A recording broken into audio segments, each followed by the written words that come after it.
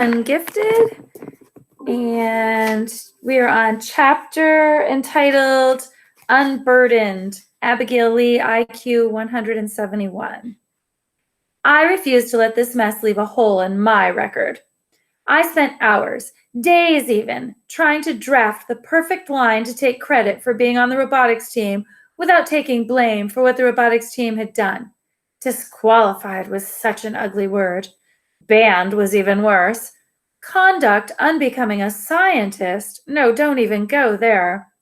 I finally went with 2012 State Robotics Meet, first place power ranking, DNF. Maybe no one would ever look into the definition of DNF, did not finish, or realize that there was no such thing as a first place power ranking, which just meant that our robot beat the snot out of Cold Spring Harbor's robot. I don't think Harvard's admissions department would be too impressed by that. It wouldn't hurt someone like Noah. He would get into college wherever he wanted. Sadly, he would probably go nowhere at all. I never thought I'd say this, but there was such a thing as being too smart. Confession, I was jealous of Noah. I'd give anything to spend an hour inside his head, to take a mind like that out for a test drive. But I wouldn't want to be him, even though he'd always be above a black mark like the robotics meet, which would be an Ivy League deal breaker for the rest of us. Another thing Harvard could never be allowed to find out about, how close I came to going to summer school for human growth and development. Do you think their admissions department would care that it wasn't my fault? Of course not. Everybody knows who goes to summer school. People who can't pass in the fall, winter, and spring. People who actually have to open their report cards to find out their grades. People who think a Rhodes Scholarship is driver's ed. At least I'd been spared that black mark, thanks to Donovan Curtis. Yes, I know I was really hard on Donovan and said a lot of terrible things about him, and I stand by my original opinion that he never should have been in the gifted program. But that doesn't mean that we all weren't really lucky for the Atlas incident that put him in Oz's class. Which brings up the final piece of information that Harvard could never be permitted to learn. Ditto Yale, ditto Princeton, Columbia, Brown, Dartmouth, Stanford, Penn, and Cornell.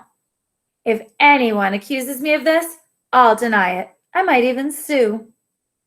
I was the one who hacked into the library computer and helped Donovan cheat on the retest. Surprised? Me too.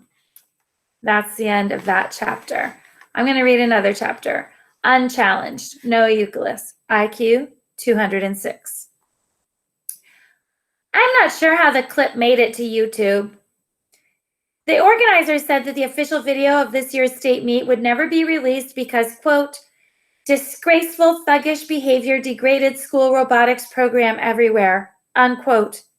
Somehow, though, the video of Tin Man vanquishing the competition appeared the very next day under the title Robots Behaving Badly. I would have called it the second most fantastically awesome blow for justice ever struck by an automaton after the Terminator turned good. But that might have been too long. People on YouTube don't want to read, they want to watch. You have to keep it simple to generate traffic. Example, Robots Behaving Badly. Had already surpassed Tin Man Metallica SquarePants exposes teacher's underwear in barely a week online. I felt a little insulted that this new clip had so easily bested my most popular video. But it was okay since I was the co-star of Robots Behaving Badly, bounding onto the scene at the end to beat the Cold Spring Harbor entry into submission with a folding chair. It was a great action sequence, every bit as exciting as the real steel chair battles in WWE videos. I could be wrong, though. After all, I've been wrong before. The old-fashioned dot matrix printer in the main office made a screeching noise as it spat out my class schedule. It sounded like victory. The secretary tore off the page and placed it on the counter along with my student card and locker information. She smiled at me. New in town? I've lived here all my life, I told her. It just took me this long to get thrown out of the gifted program. This great day never could have happened if I hadn't been wrong about the sex of Katie Patterson's baby. Just the thought that when I calculate, interpolate, extrapolate, infer, deduce, adjudge, analyze, derive, figure, reason, or surmise something, there's a chance that I might not be right, filled me with a sense of infinite possibility. Surprise didn't come exclusively from YouTube anymore. It was a gift. I owed this, too, to Donovan. Without him, I never would have crossed paths with Tina Mandy Patterson, 7 pounds, 14 ounces. I had suggested Marie Curie Patterson, but Katie said no. Tina would be named after the star of the day of her birth, Tin Man. I pointed out that since Tin Man had been disqualified, he wasn't technically the star of the robotics meet or anything else. But Katie overruled me. And anyway, Orchard Park Patterson was a really stupid name for a baby girl. I'm not big on babies, but I had to admit that Tina was a very cute specimen of one. Subscribe to my YouTube channel to see what she really looks like. There's a clip of her spitting up on my shoes that's particularly excellent. It's my favorite because I got to hold her. Katie gave each of us a turn so long as we promised to wash our hands for 3 minutes uninterrupted.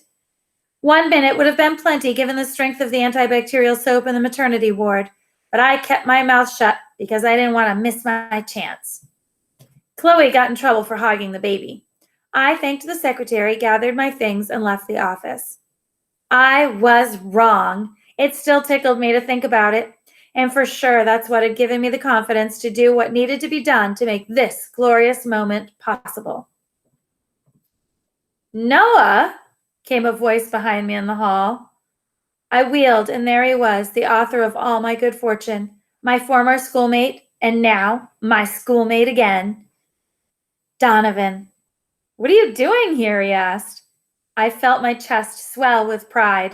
This is my new school. He was shocked. They kicked you out of the academy because of the chair?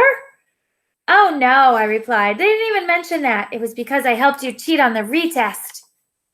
First he looked surprised, then angry. I knew it. If you weren't a genius, you'd be an idiot. You shouldn't have done that, Noah. I wasn't going to be able to hang on in there much longer anyway, test or no test.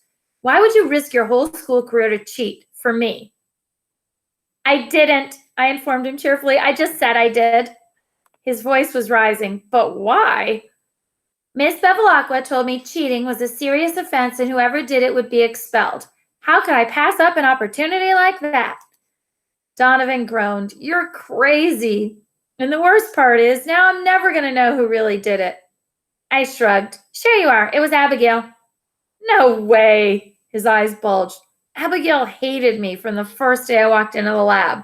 Why would she help me? It's strange to me how often I have to explain the obvious to people. For your robot driving skills and your sister, Abigail had always been about one thing, Abigail. I don't believe it, Donovan said stubbornly. Believe it, I recommended.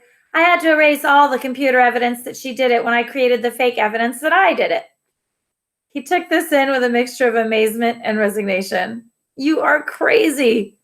I don't care, I replied readily. See, now that I go here, I can say that. Who cares? Not me. I could not possibly care less. What do I care? It felt good, like I was unburdening myself of a great weight. He heaved a sigh. Well, congratulations, I guess. You got your wish. You managed to get yourself booted out of the only school with half a chance of challenging you. I was honest.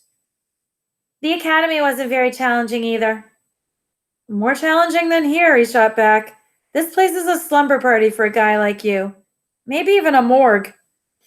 I shook my head earnestly. I was wrong about Katie's baby, and that means I can be wrong about anything. Challenge isn't going to come from any curriculum. No matter how hard they make it, it's going to come from life.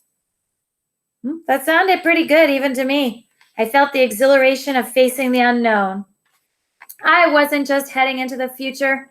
I was taking it down, WWE style. I was Noah Youkilis version 2.0, and the best was yet to come. Then again, I could always be wrong. How awesome was that? And that is the end of the chapter. That